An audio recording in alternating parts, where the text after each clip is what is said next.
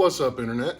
We're back in the garage, back working on the S10, and I ran into a small issue. I wasn't sure if it was going to be something that I was going to run into, but obviously a V8 and an S10, space is limited, and with the Serpentine belt drive I'm running, got a little close for comfort, so I'm going to have to change it up.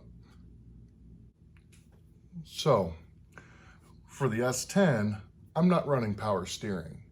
So I'm using factory brackets, and I just cut off the power steering part. And there's two basic ways to run a new belt if you're not running power steering. There's this way, and there's this way. So I chose the first style, thinking that I was gonna get a little bit more wrap on some of the pulleys. It was gonna be better. But the other one's more simple, and I'm gonna have to switch to that, and I'll show you why. Okay, see, I've got the intake, I'm running the stock battery location, everything, but right down in here, there's the idler pulley, and can't really pick it up on camera, but it's actually touching the bottom part of this boot, and that'll eventually rub through. Everywhere else I've got clearance, but up underneath there, it's pretty tight. So by switching to that other belt system, I'll be able to drop it down, get rid of that idler completely, and give me a little bit more room for the intake, since that's kind of run and set where it needs to be.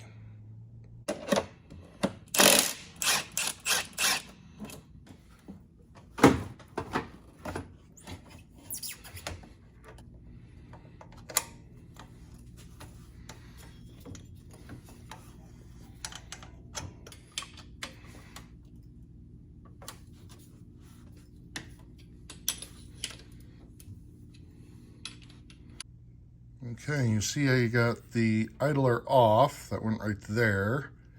So I got room to kind of get to everything now. And then the new one, run down. Part of it will run underneath the water pump and come back here. So basically just make a big V. And this is the belt that should work for the new setup. The old one, I can find that. I'll keep it just in case it's an emergency, keep the pulley, but this should work for the new V configuration without that idler in there.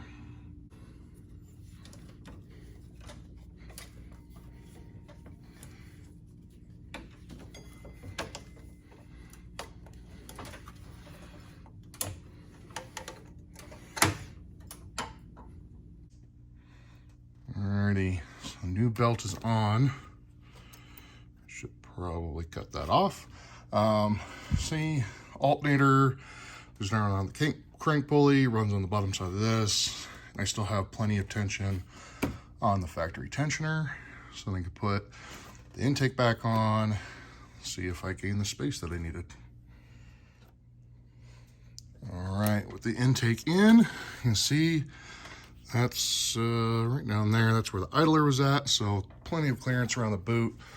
Don't don't have to worry about that rubbing anymore. And I still got plenty of clearance around everything else. But as you can see, space is limited. If I was using an actual LS swap radiator, it might be a little bit better if I had both outlets or inlets and outlets on this side. I could just run this over, but running just a S10 radiator, see how that works. Might have to change it out afterwards, because I can already tell, obviously I'd have a lot more room for the intake if it wasn't for that hose, and having that hot coolant on the intake is not going to be the best thing for it, but that's where I'm at right now.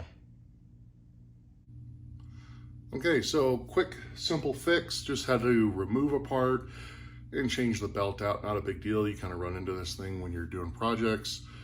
And like I said, everybody's a little bit different. Like I said, I didn't shop the cross member at all on my truck. I know they say you might have to, it's sometimes better with the mounts to cut a section out of the cross member, and you can move the engine forward. I wanted mine as far back as possible because it is going to be mostly for drag racing and just fun. And that's where you kind of run into those space problems. Everything's slowly getting where it needs to be.